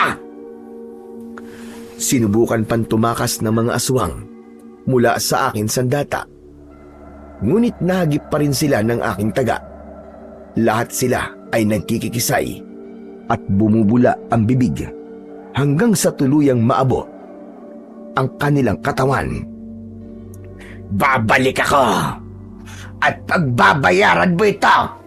Tandaan mo yan! Lumaban ka! Huwag kang duwag! Hindi ko na siya naabutan nang kumari pa siya ng takbo at nawala sa madilim na bahagi ng kakawyan. Biglang tumahimik ang paligid. Malungkot kong binalikan ang katawan ni Rodel at ng mga kaibigan niya. Nakadilat pa ang kanilang mga mata habang putol ang kanilang kamay. Patawarin niyo ako. Hindi ko kayo nailigtas. Bibigyan ko kayo ng katarungan. Isinusumpa ko na wala ng buhay ang mawawala sa baryong to. Mabilis akong umalis sa lugar na yon at umuwi sa bahay ni Lolo Osme. Nadatnan ko siyang pabalik-balik sa paglalakad at bakas sa kanyang muka ang labis na pag-aalala. Lolo Osme, nabigo po ako. Hindi ko po alam na nandun po si Rodel at ang mga kasama niya. Patay na po sila, Lolo Osme. Pinatay sila ng aswang na mananabas. Ano ka ba? Apay Diyos ko po! Ano nangyari? Paano silang namatay? Inatake po sila ng aswang habang binubugbog po nila ako. Matagal na po nilang binubuli ang mga tauhan nyo at iniiwan po sa kakawyan. Para bang pinapain? Ang aswang lang po ang nagtutuloy ng masamang gawain ni Rodel at ng mga kaibigan niya. Sinasabi ko na nga ba? At aswang ang totoong pumapatay. Anong itsura nila, Pablo? Para po silang bangkay dahil sa kapayatan. Kita po yung ribs. Mahaba po ang kanilang leeg. Nakakatakot po ang kanilang itsura, Lolo. Kakaiba po ang anyo nila. Kung ganon, tama ang hinala ko. Naaswang na anduduno ang pumatay sa mga tauhan ko. Sila ang mga nilalang na umiinom ng dugo. Kalahi sila ng sinaunang aswang. Nagiganti po sila sa mga tao. At hindi lamang po kayo ang puntirya nila, kundi pati na rin ang mga tao rito. Pablo, tulungan mo ko. Nakikiusap ako sa iyo. Nakahanda po akong tumulong sa inyo, Lolo Osme. Kaya wag po kayong mag-alala. Nanghihina na napaupo si Lolo Osme sa bangko na gawa sa kawayan. Maya-maya pa ay biglang dumating si Ador. Hoy, Lolo Osme! Nasaan ang pera mo, ha? Ibigay mo sa akin! Wala akong pera, Ador, at wala akong maitutulong sa iyo. Umuwi ka na sa inyo at huwag ka nang pupunta rito kahit kailan. Ipinagtatabuyan mo na naman ba ako, ha, tanda? Kagaya ng ginawa niyo kay Coco. Doon sa kaibigan ng lalaking to, ha? Hindi namin pinagtabuyan si Coco. Husa siyang umalis dahil nag-aalala siya sa pananatili niya rito. Kung hindi niyo siya pinagtabo yan, bakit nakita ko siya mag-isa na nakaupo lamang sa bahay ni Gary? Nagkatinginan kami ni Lolo Osme dahil sa pagtataka. Imposible ang sinasabi mo na yan, Ador. Kami pa nagatid kay Coco sa sakayan ng tricycle. Baka nagkakamali ka lang sa nakita mo. Gumagawa ka lang ng dahilan para may pag-usapan.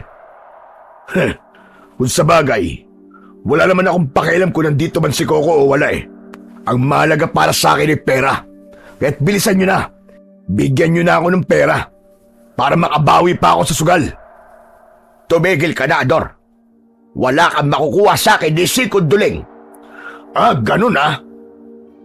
Agad na sinunggaban ni Ador ang bulsa ni Lolo Osme at pilit niyang dinudukot ang pera doon. Kaya naman, wala na akong nagawa kundi ang itulak siya. Sa lakas ng pagkakatulak ko sa kanya, bumalandra siya sa dingding ng bahay ng matanda. Anak ng pitong kamote oh. Ano sa tingin mo ang ginawa mo ha? Umuwi ka na, Ador. At huwag mo na akong guguluhin dito.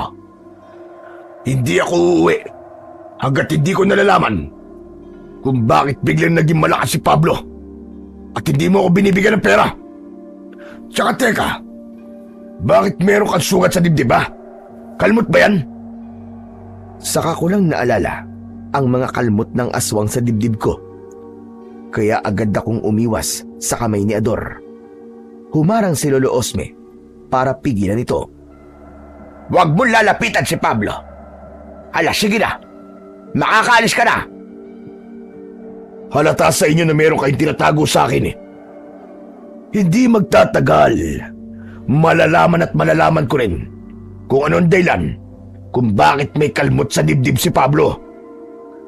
Bigla kong kinabahan dahil sa uri ng tingin ni Ador bago ito lumabas ng bahay ni Lolo Osme. Hindi maganda ang kutob ko. Baka mapagbintangan ka sa pagkamatay ni Rodel at ng mga kaibigan niya.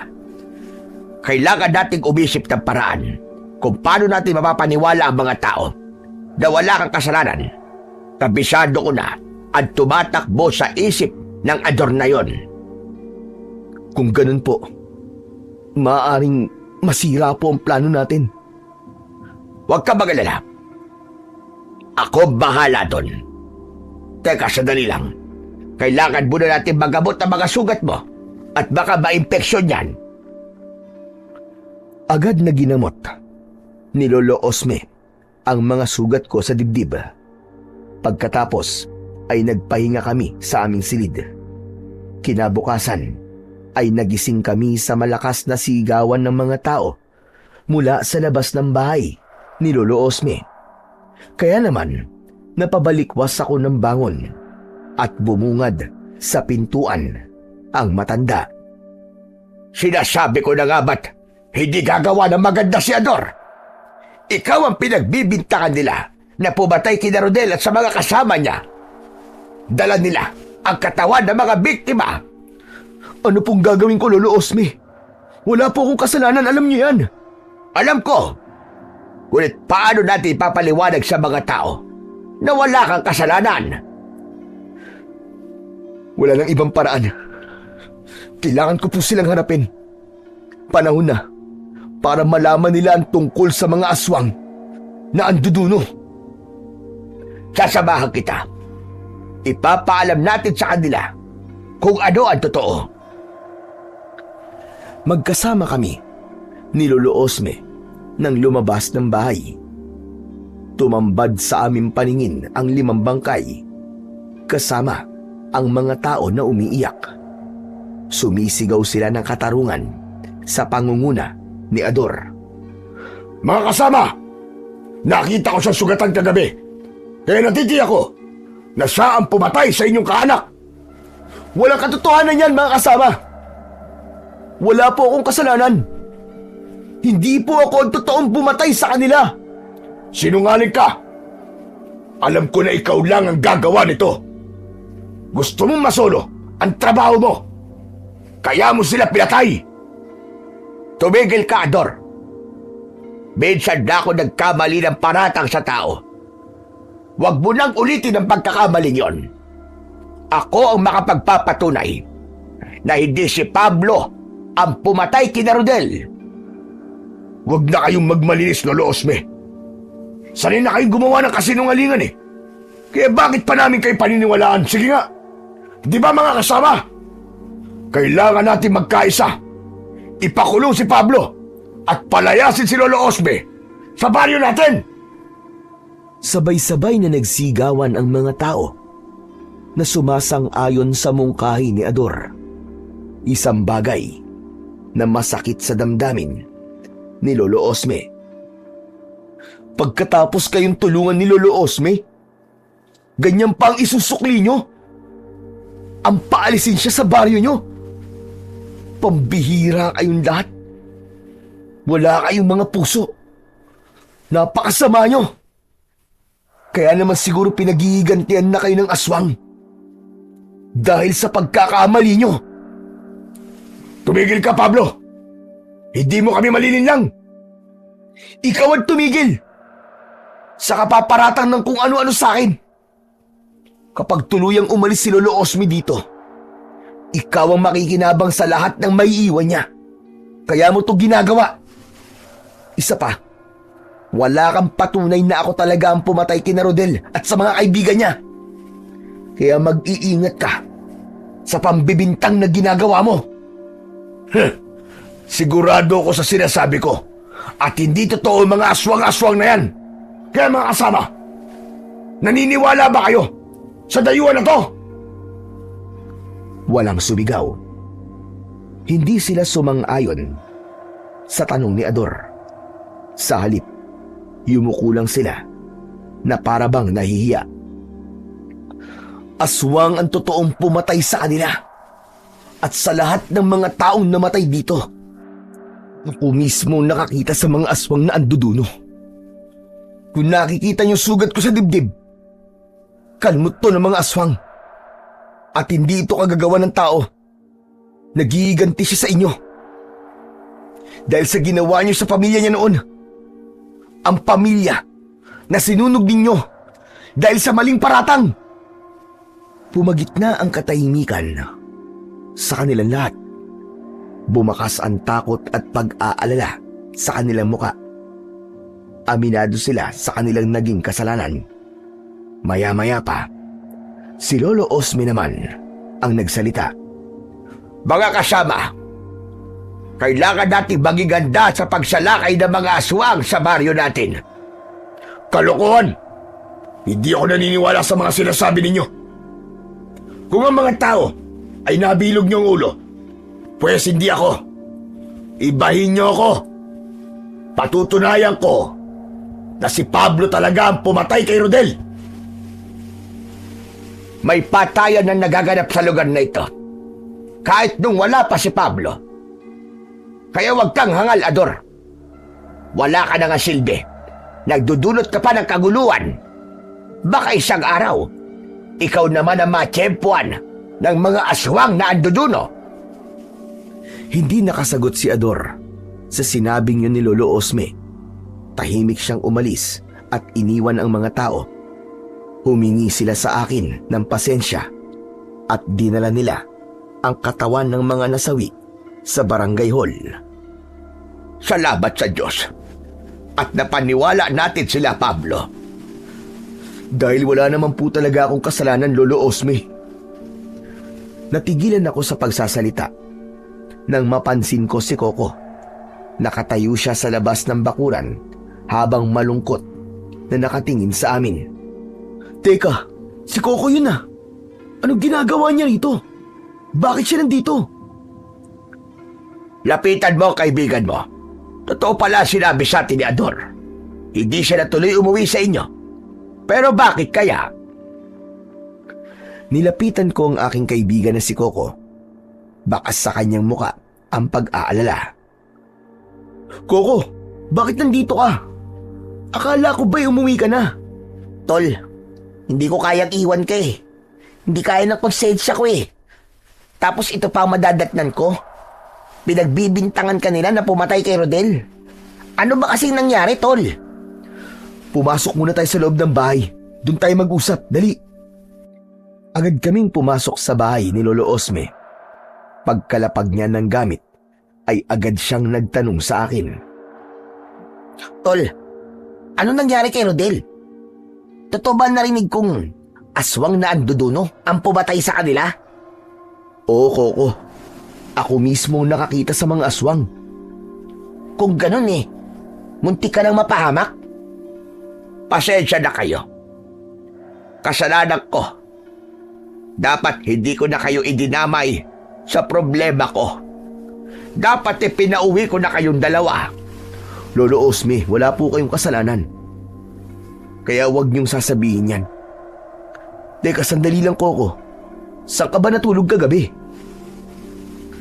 Natulog ako sa lumang bahay ni Tio Gary. Di na ako nakabalik dito dahil gabi na Natakot ako na baka matsyempuan ako ng mananabas Isa pa. Ano ba plano mo ngayon, Tol? Hindi pa ba tayo uuwi? May kailangan pa akong tapusin dito, Tol. Kailangan ko pang tulungan si Lolo Osme. Ang ibig mo sabihin haharapin mo mga aswang? Lalabanan mo sila? Talaga bang nagpapakamatay ka na? Kaya ko naman labanan ng mga aswang Ang inaalala ko lang ay ang kaligtasan mo. Ano na lang ang sasabihin sa akin ni Mang Gary kung mapapahama ka rito, di ba? Alam mo naman na siya na lamang ang natitira mong pamilya. Magmula nang mamatay ang mga magulang mo. Kaya nga nag-aalala ko na baka mapahamak tayo rito, Tol. Pero kung buo na ang desisyon mo na manatili mo na rito, sasama ako. Lalabanan ko rin ang mga aswang na yon. Kung ganon, maraming salamat sa inyong magkaibigan. Kailangan lang nating umisip ng paraan kung paano natin malalabanan ang mga aswang na yon. Maghihintay ulit ako sa kanya sa kakauyan. Malakas ang kutob kung babalik sila roon para mambiktima. Teka, nasa na nga palang itak mo, Koko? Bakit hindi mo dala? Naku, naloko na. Hindi ko na namalayan kung saan ko nahulog ang itak ko. Anak ng, paano yan? Kailangan mo na sandata na magagamit laban sa aswang. Teka, ako na lang ang gagawa ng paraan. Manghihiram muna ako ng itak kay Ador. Kailangan ko munang umalis. Babalik din kagad ako. Sige po, Lolo Osme. Mag-iingat po kayo. Agad na lumabas ng bahay si Lolo Osme, papunta sa bahay ni Ador. Ngunit pagsapit ng gabi, ay wala pa rin ang matanda. Bumundol ang kaba sa aking dibdib dahil sa labis na pag-aalala. Bakit kaya hanggang ngayon, wala pa rin si Lolo Osme? Saan kaya siya nagpunta? Ano kaya ang nangyari sa kanya? Baka naman nag-away na naman sila ni Ador. Alam mo naman yun Hindi. Kakaiba talaga ang kabang nararamdaman ko ngayon. Para bang merong nangyaring masama kay Lolo Osme? Ano ka ba naman, Tol? Walang mangyayaring masama sa kanya. Ang mabuti pa kaya magpahinga na muna tayo. Bigla akong naramdaman ng antok Wala kasi akong maayos sa tulog kagabi. Sige, Tol, mauna ka na. Hihintayin ko pa si Lolo Osme. Tumayo si Koko mula sa upuan nito, saka pumasok sa kanyang silid. Ako naman ay lumabas ng bahay at naghintay sa balkonahe. Pagkalipas ng ilang minuto, hindi pa rin dumarating si Lolo Osme. Kaya naman, naisipan ko na sunduin na ang matanda. Teka, yung itak ko, nasa loob pala. Pagpasok ko ng bahay, ay nagulat ako nang makita ko si Koko na hawak ang aking itak. Koko? Anong ginagawa mo, Tol? Ngumisi si Koko na para bang biglang nagbago ang kilos nito. Malayo sa kaibigan na nakilala ko. Koko, akin ang itak ko. Baka mamaya masugatan ka niyan. Parang ito ang gusto kong gamitin, tol, ah. Sa'yo na lang ang itak na hiniram ni Lolo Osme kay Ador. Coco, alam mong hindi ko yung pinapagamit sa iba. Kaya akin na yan. Ibigay mo sa akin ang itak ko. Hindi ko akalain na ganito lang pala kadaling makuha ang itak na to. Matagal ko nang inaasam na mahawakan to eh. Ano bang ibig mo sabihin, Coco? Huwag kang magsalita ng ganyan. Para kang baliw eh. Pinatay ni Lolo Gastor ang lolo at lola ko, habang ang bahay namin ay ipinasunog ni Lolo Osme at namatay naman ang mga magulang ko. Sinadya kong pagsamahin kayo sa baryong to para iisa lang ang gagawin kong pag-atake.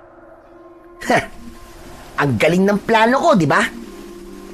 Nadala ko kayo sa lugar na to at sabay-sabay ko kayong papaslangin. Teka. Ano ba sinasabi mo, Coco? Hindi kita naiintindihan eh. Bihag ko si Mandoming. Binabantayan siya ni Tio Gary sa bahay niya. Ito na ang araw ng paniningil ko. Ang balikan ng lahat ng taong may atraso sa akin. Kasama sa pagiganti ko, ang patay ng lahat ng kaanak ng mga taong sumira sa buhay ko. Tuluyan na akong kinabahan nang maintindihan ko kung sino si Coco. Maya-maya pa ay narinig ko ang malakas na sigaw ni Lolo Osme mula sa labas ng bahay. Pablo, mag-iingat ka! Si Coco ang anak ng mga taong sinunog ng taong bayan. Kalaban siya. Siya ang pinuno ng aswang na Andoduno. Kasama namin ang tatay mo. Iniligtas namin siya mula kay Gary. Papatayin ka niya. Kasama ka sa paghihigantihan niya. Dahil sa aking mga narinig, agad akong sumunggab kay Coco para agawin ang itak.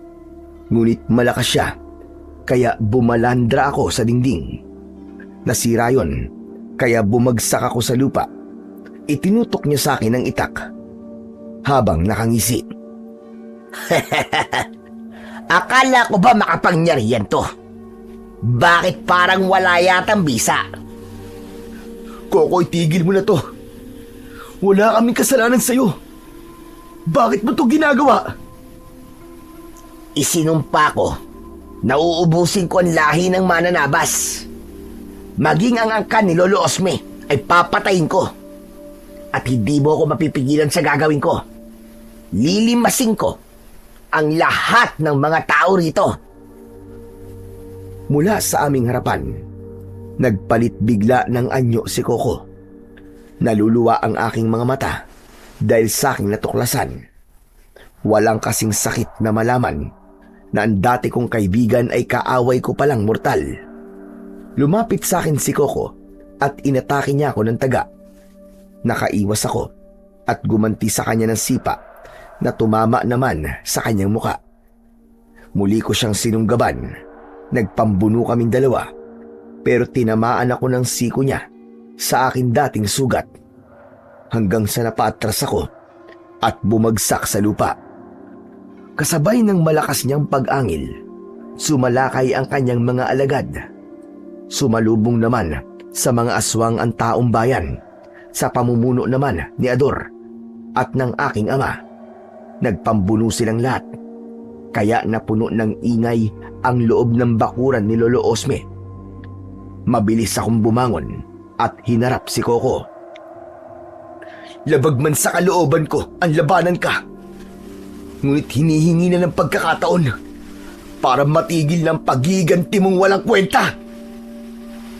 Hindi ikaw ang nasasaktan. Hindi ikaw ang nawalan. Kaya nasasabi mo yan. Sinira nila ang buhay ko. Magpasalamat ka na lang sa nangyari kagabi. Dahil kung hindi ko napatay si Rodel, natitiyak ko na ikaw ang papatay nila. Hindi ko magiging utang na loob sa'yo ang pumatay ng taong walang kalaban-laban. Wala na rin naman saysay kahit magpasalamat ako sa'yo. Dahil sa dami ng pinatay mo, masahol ka pa sa demonyo. Pwes, ipapakita ko sa'yo ang pagiging demonyo ko!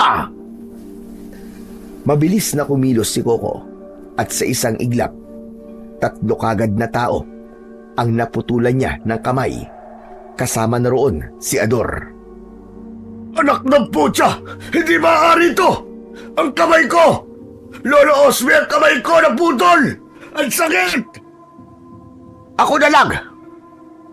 Tama na! Ako na lang! Ako na lang ang parusahan mo! Wala silang kasalanan sa'yo!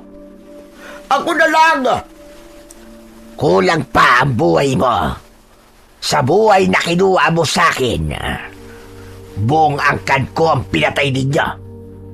Kaya uubusin ko rin ang lahi nyo. Isasama ko kayong lahat sa impyerno.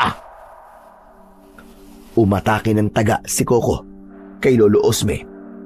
Ngunit mabilis akong humarang at sinalo ang kanyang kamay. Sinuntok ko siya sa leeg at inagaw ko sa kanya ang itak. Wala ang karapatan sa sandata kong ito! Biglang nagliwanag ang aking kamay nang mahawakan ko ang aking itak. Tinaga ko sa balikat si Coco, ngunit agad siyang nakaiwas. Pero hindi siya nakaligtas sa aking sipa na tumama sa kanyang dibdib. Pasadsad siyang bumagsak sa lupa, pero agad siyang tinulungan ng kanyang mga alagad para itayo. Hindi na ako nag-aksaya ng oras. Agad akong umatake sa kanilang lahat. Tig-iisang bigwas ng taga ang ginawa ko at agad ko silang napugutan ng ulo. Pablo! Sa likod mo! Ngunit huli na para umiwas ako sa pag-atake ng aswang na si Gary. Ngunit maagap na naiharang ni Ador ang kanyang itak. Kahit putol na ang isang kamay nito, ay nagawa pa rin itong makipagsabayan sa aswang. Pinugutan nito ng ulo ang tiyo ni Coco hanggang sa bumagsak ito sa lupa. Maraming salamat sa pagkakaligtas mo sa akin, Ador. Walang ano man yun. Hindi maaari. Pinatay niyo ang tiyuhin ko. Magbabayad kayong lahat. Lalong-lalo ka na, Lolo Osme! Patawarin mo na ako, Coco. Hindi ko sinasadya nangyari sa pamilya mo. Pinagsisisihan ko na ang lahat. Hindi sinasadya.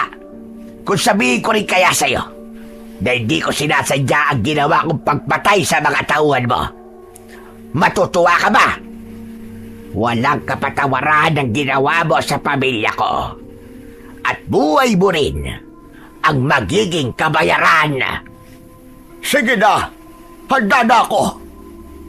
Patayin mo ko kung yun ang makapagpapatahimik sa'yo. Patayin mo na ako! Hindi yun ganun kadali, tanda. Lahat kayo ay nagkamali sa akin. Pati na ang mga taong ito na ngayon ay katulong nyo sa pagbuksa sa mga alagad ko. Kamatayan lang ang nararapat sa inyong lahat. Paano naman kami na walang kasalanan sa'yo? Paano kami mga nadamay lang? May kasalanan man o wala, papatayin ko. Dahil pare-pareho lamang kayong tao. Pare-pareho kayong masasama. Tikman nyo ang pait ng paghihiganti ko! Mabilis at parang kidlat na kumilos si Coco. Naagaw niya ang hawak na itak ni Ador at sa isang iglap, naputulan niya ito ng isa pang kamay. Ganon din ang ginawa niya sa ibang mga lalaking tumulong sa amin. Hindi rin nakaligtas pati ang aking ama na si Mandoming. Agad kong iniharang ang aking itak sa harapan ni Coco at isang malakas na pagtaga ang ginawa ko. Sakto sa kanyang leeg. Nilaslas ko yon, kagaya ng ginawa niya sa kanyang mga nagiging biktima. Napaluhod siya sa lupa, habang ako naman ay umiiyak na nakapikit. Ayokong makita ang kamatayan ng aking matalik na kaibigan. Patawarin mo ako, Koko. Kailangan kong gawin to para sa kaligtasan ng lahat. Mali ang paghihiganti. Masyado ka nagpadala sa galit at tukso ng kasamaan. Ngunit ganun pa man, lahat kami ay humihingi sa iyo ng kapatawaran. Patayin mo na ako, Pablo. Para hindi na ako makagawa pa ng kasamaan.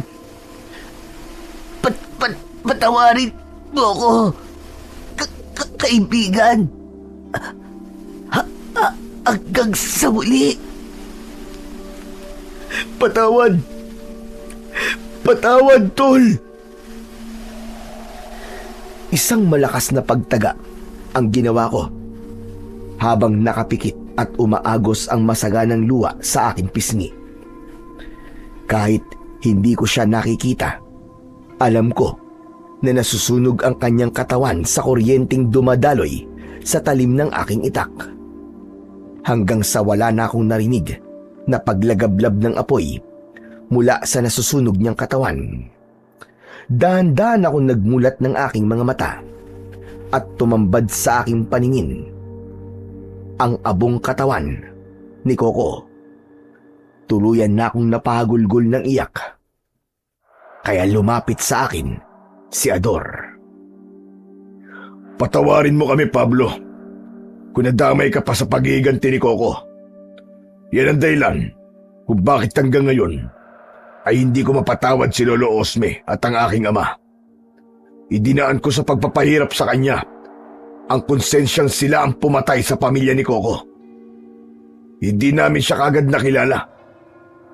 Kung hindi pa kami pumasok sa loob ng bahay ni Gary, hindi pa namin malalaman na siya ang bunsong anak ng pamilyang sinunog ng taong bayan. Ngayon, ay alam niyo na ang paratang sa kapwa ay masama. Dahil magdudulot lamang yun ng kaguluhan, paghihiganti, at maaari pang mauwi sa pagpatay. Sana matuto na kayo na ang pagbibintang ay walang maidudulot na maganda sa buhay ng tao.